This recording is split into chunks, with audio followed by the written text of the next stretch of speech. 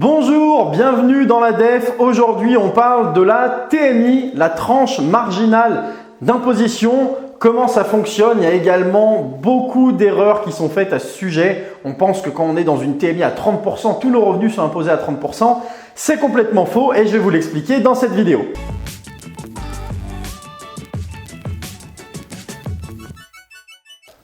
La TMI, c'est quoi? Comme je l'expliquais en intro, ça signifie tranche marginale d'imposition.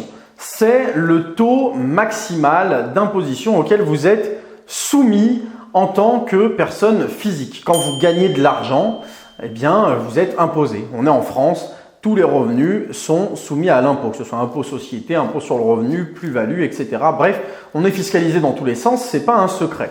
Mais au niveau des revenus, la plupart des gens ne savent même pas comment ils sont imposés. En réalité, ça fonctionne par tranche et ça, c'est le plus important. C'est-à-dire que, comme je l'expliquais en introduction, une personne qui a une TMI à 30%, c'est le taux maximal auquel elle est soumise dans sa situation. Ça ne veut pas dire que l'intégralité de ses revenus sont imposés à 30%. Je vais prendre un exemple. Une personne seule, donc elle représente une seule part fiscale, elle est toute seule, elle n'est pas mariée, elle n'a pas d'enfant, etc.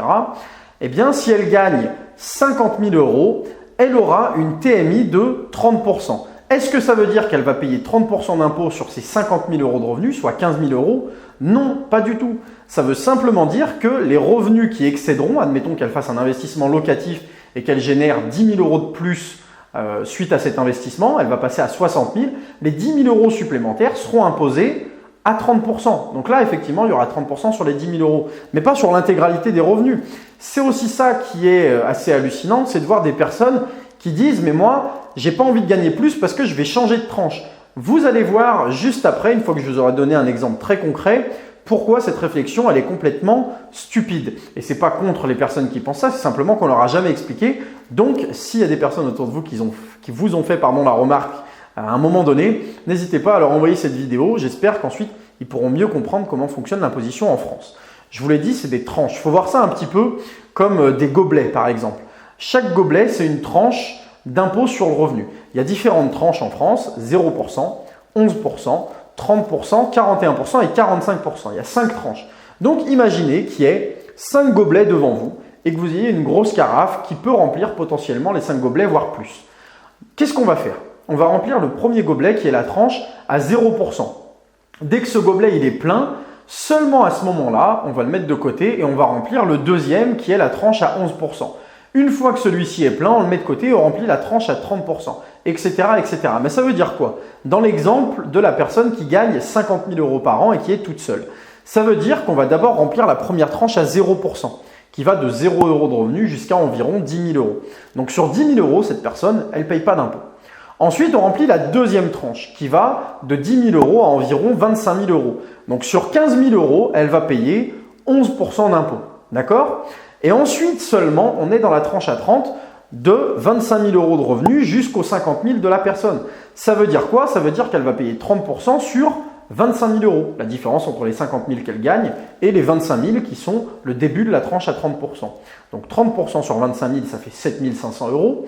11% sur la tranche entre 25 000 et 10 000, ça fait, il y a 15 000 euros à 10%, on va dire, ça fait à peu près 1 500 euros. Et la tranche à 0, c'est 0. Donc, on est ici à 7 500 plus 1 500, on a environ 9 000 euros d'impôt. On est très loin du calcul précédent qui était complètement faux, qui était de dire j'ai 30% d'impôt sur les 50 000 de revenus. Vous voyez l'écart qu'il y a entre les deux versions. La première étant complètement fausse. D'abord, on remplit le verre à 30%, à 0%, pardon. Ensuite, celui à 11, ensuite celui à 30. S'il y avait eu davantage de revenus, on aurait rempli celui à 41, puis celui à 45.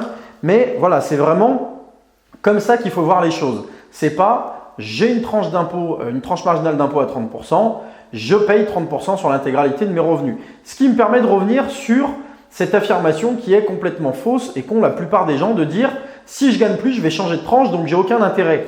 C'est faux. Si on prend une personne seule qui gagne 25 000 euros aujourd'hui, ça veut dire que de 0 à 10 000 euros, elle est dans la tranche à 0%, elle n'est pas imposée. De 10 000 à 25 000, elle est à 11%, donc elle paye grosso modo 1 500 euros d'impôt sur cette partie-là, sachant qu'il y a des abattements, des décotes, etc. Je ne vais pas rentrer dans tous les détails, en réalité, ce n'est pas vraiment ça, mais restons simples sur cette vidéo. Et cette personne qui gagne 25 000 euros, qui est dans une tranche à 11%, elle va vous dire « Oui, mais si je me fais augmenter et que je passe à 30 000 euros de revenus, j'ai aucun intérêt parce que je vais être dans la tranche à 30%. » Mais c'est faux, c'est complètement faux. Elle ne va pas être à 30% sur les 30 000 euros de revenus, donc passer de 1 500 à 9 000 d'impôts. Elle va être à 30% sur les 5 000 euros de salaire supplémentaire. Donc son impôt, il va augmenter de 1 500 euros, mais son revenu, il va augmenter de 5 000 euros. Donc net dans la poche, cette augmentation de 5 000 euros lui permettra d'avoir 3 500 euros. Donc oui, elle va payer 1 500 d'impôts en plus, mais comme elle gagne 5 000 de plus, aucun intérêt de refuser cette augmentation. À moins qu'après ce soit parce que l'emploi en question ne lui plaît pas, parce que les horaires augmentent et que ça ne lui convient pas, etc. etc. Mais l'idée de se dire « je vais changer de tranche, donc vaut mieux que je ne sois pas augmenté », c'est faux. Celui qui vous affirme ça, c'est quelqu'un qui n'a rien compris à la fiscalité, en tout cas de l'impôt sur le revenu en France. Donc il faut bien retenir cette histoire de tranche. Maintenant, comment ça fonctionne ces tranches? Donc comme je le disais, de 0 à 10 000 euros, c'est 0%, de 10 000 à 25 000, c'est 11%, de 25 000 à 75 000, c'est 30%, de 75 000 à 150 000, c'est 41%, et au-delà de 150 000, c'est 45%.